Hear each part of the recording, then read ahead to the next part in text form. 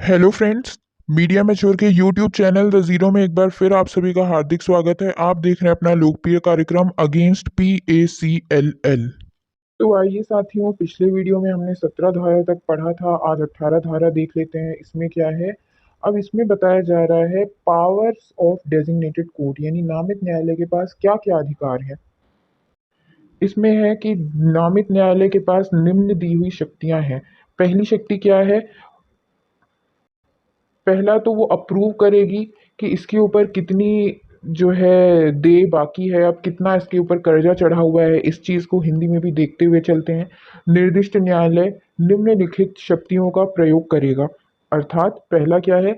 विभिन्न देनदारों से दे जमाकर्ता के बकाये के विवरण को अनुमोदित करने की शक्ति, यानी कि वो ही अप्रूव करेगा इसके ऊपर कितनी देनदारी है, कितनी लेनदारी है। ये कहने से, कंपनी के मात्र कहने से कुछ नहीं होता कि हमारे ऊपर इतना है कर्जा है या इतनी हमको पेमेंट देनी है। ये जो है कोर्ट तय करेगी।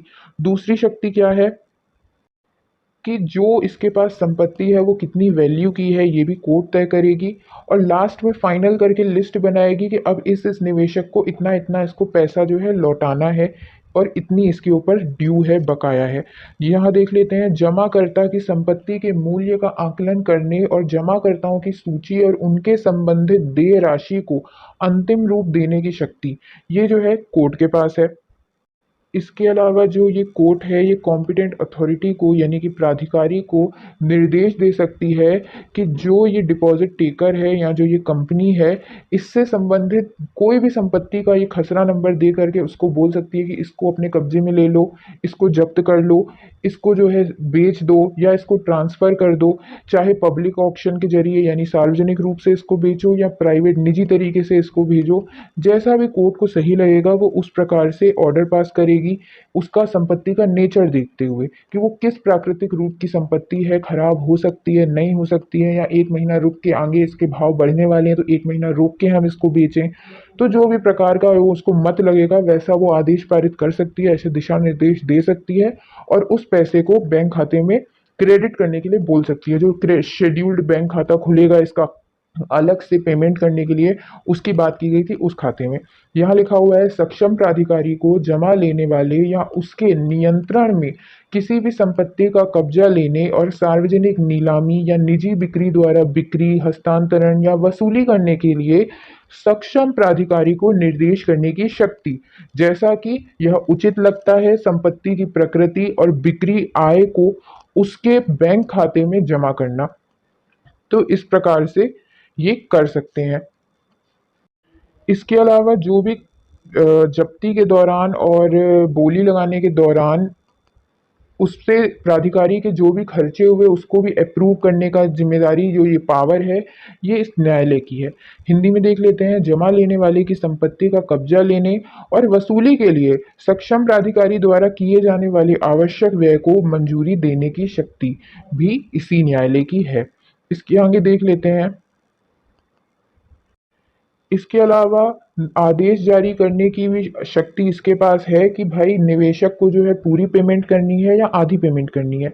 अगर पूरा धन है इसके पास, कंपनी के पास, तो जल्दी जल्दी बेच के पूरी पेमेंट करवा देंगे। और अगर नहीं है तो आधी आधी या जिस भी अनुपात में सही लगेगा उसको पेमेंट करने का निर्देश या आदेश देने की शक्ति किसके पास है? इसी न्यायालय के पास है। ये दिया हुआ है सक्षम प्राधिकारी द्वारा जमाकर्ताओं को पूर्ण भुगतान के लिए एक आदेश पारित करने की शक्ति है, या घटना के जमाकर्ताओं या घटना में जमाकर्ताओं को आनुपातिक भुगतान के लिए एक आदेश, इस प्रकार वसूल किया गया धन संपूर्ण जमा देयक को पूरा करने के लिए पर्याप्त नहीं है। यानी पर्याप्त नहीं है अगर पूरा धन, तो ऐसी स्थिति में अर्ध भुगतान की भी व्यवस्था करने की जिम्मेदारी और पावर जो है इसी की है। इसके आगे देख लेते हैं।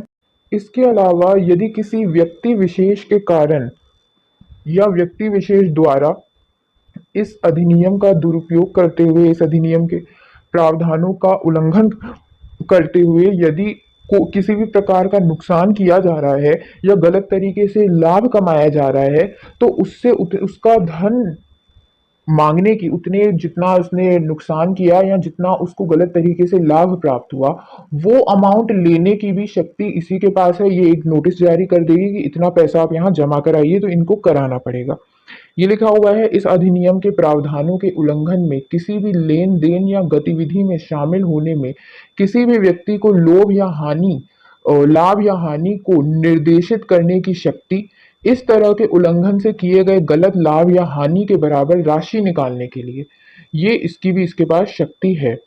इसके आगे देख लेते हैं साथियों।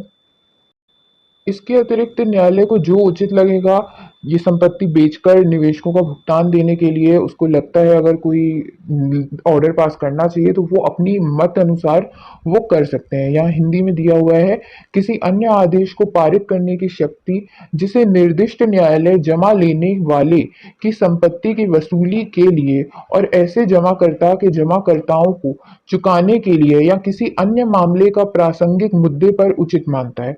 मतलब ऐसा कोई भी वो आदेश जारी कर सकता है। अब ये देख लेते हैं दूसरा, ये क्या दिया हुआ है। यदि कोई व्यक्ति विशेष किसी संपत्ति को खरीदने में या उससे संबंधित किसी भी चीज में वो इंटरेस्टेड है, रुचि है उसकी, तो वो कॉम्पिटेंट अथॉरिटी को जो है एप्लीकेशन देगा कि भाई मैं ये संपत्ति खरीदना चाहता हूँ, और कॉम्पिटेंट अथॉरिटी की बात को ये न्यायालय सुनने के बाद ही जारी करेगा। क्या जारी करेगा? क्षमा करिएगा साथियों, ये वो रुचि वाला इंटरेस्ट नहीं, यानी कि यदि कोई व्यक्ति क्लेम करता है कि ये जो संपत्ति अटैच्ड है, इसमें मेरा हित है, ये मेरी संपत्ति है और इससे मेरे को कुछ लाभ होना था और ये आपने जब्त कर दी, मेरा इस कंपनी से कोई वास्ता नहीं है, तो ऐसी स्थिति में कोर्ट ये सब सुनने के बाद अगर कोर्ट को लगता है सही, तो वो इस संपत्ति में से उस व्यक्ति और उसके परिवार को मेंटेनेंस भी दिलाएगा। साथ ही जो भी इस पूरी प्रोसीडिंग में ये जब जो उसने प्रूफ करने के लिए कोर्ट कचहरी जाएगा, तो जो उसका खर्चा होगा उसको भी इसी संपत्ति से दिया जाएगा। ये इस हिंदी में देख लेते हैं। इस अधिनियम के अधीन कुर्क की गई और सक्षम प्राधिकारी में निहित किसी संपत्ति में हितबद्ध किसी व्यक्ति के आवेदन पर और ऐसे सक्षम प्राधिकारी को सुनवाई का अवसर देने के पश्चात ऐसा आदेश देना जो निर्दिष्ट न्यायालय निम्नलिखित के लिए न्यायोचित और उचित समझे। पहला, क्या दे सकती है कि सक्षम प्राधिकारी में संलग्न और निहित संपत्ति से प्रदान करना जिसमें आवेदक हित का दावा करता है, ऐसी राशि जो आवेदक और उसके परिवार के रख रखाव के लिए उचित रूप से आवश्यक हो सकती है, और रक्षा से जुड़े खर्चों के लिए आवेदक जहां इस अधिनियम के तहत नामित न्यायालय में उसके खिलाफ आपराधिक कार्यवाही शुरू की गई, यानी उतनी उतनी चीज उतना उतना अमाउंट उसको दिया जाएगा अगर कोर्ट सेटिस्फाई हो जाती है तो। इसके आगे इसके अलावा उसको और भी कुछ दिया जाएगा। अगर अटैचमेंट से उसके किसी बिजनेस पर प्रभाव पड़ रहा है, तो उसको भी किस प्रकार से बचाए रखना है उस प्रभाव से, उसके संबंध में भी यहाँ पे आदेश जारी हो सकता है। कुर्की के प्राभाविक किसी भी व्यवसाय के हितों की रक्षा करना जहां तक व्यावहारिक हो सकता है, मतलब उतने तक ये न्यायालय हर एक चीज को ध्यान में रखकर ही आगे की कार्यवाही करेगा। इसके अतिरिक्त यहाँ स्पष्टीकरण देते हुए स्पष्ट रूप से कहा जा रहा है कि डिपॉजिट टेकर यानी जमा लेने वाला सिर्फ कंपनी नहीं है, साथ ही उसका डायरेक्टर है, प्रमोटर है, मैनेजर है और मेंबर है, सदस्य है, सब है इसके अंदर का। जिन जिनकी संपत्ति वहां पे जब्त की गई है वो सब भी इसमें आ जाते हैं। व्याख्या क्या दी गई है, इस खंड के प्रयोजनों के लिए अभिव्यक्ति जमा लेने वाले में उक्त प्रतिष्ठान के निदेशक, प्रमोटर, प्रबंधक या सदस्य का या कोई अन्य व्यक्ति शामिल है जिसकी संपत्ति या संपत्ति इस अधिनियम के तहत कुर्क की गई है। यानी इसमें इन लोगों ने डायरेक्टर, प्रमोटर, मैनेजर तक को भी यहाँ पे शामिल कर दिया है, और मेंबर्स को भी, यानी उसके जो सदस्य रहे होंगे उन सबको इसमें शामिल किया गया है। क्यों? क्योंकि ये लोग बोल तो देते हैं यहाँ बिजनेस बढ़ाओ और पीछे हाथ खड़े कर देते हैं, जैसे पीएसीएल में कर दिए, डायरेक्टर तक ने हाथ खड़े कर दिए थे कि मैं इस कंपनी का डायरेक्टर इस साल से रिजाइन दे दिया था मैंने, आगे मेरी इसकी जिम्मेदारी नहीं है, तो इसलिए इसमें सभी को शामिल किया गया है। तो चलिए साथियों, फिलहाल के लिए बहुत बहुत धन्यवाद। जय हिंद, जय भारत।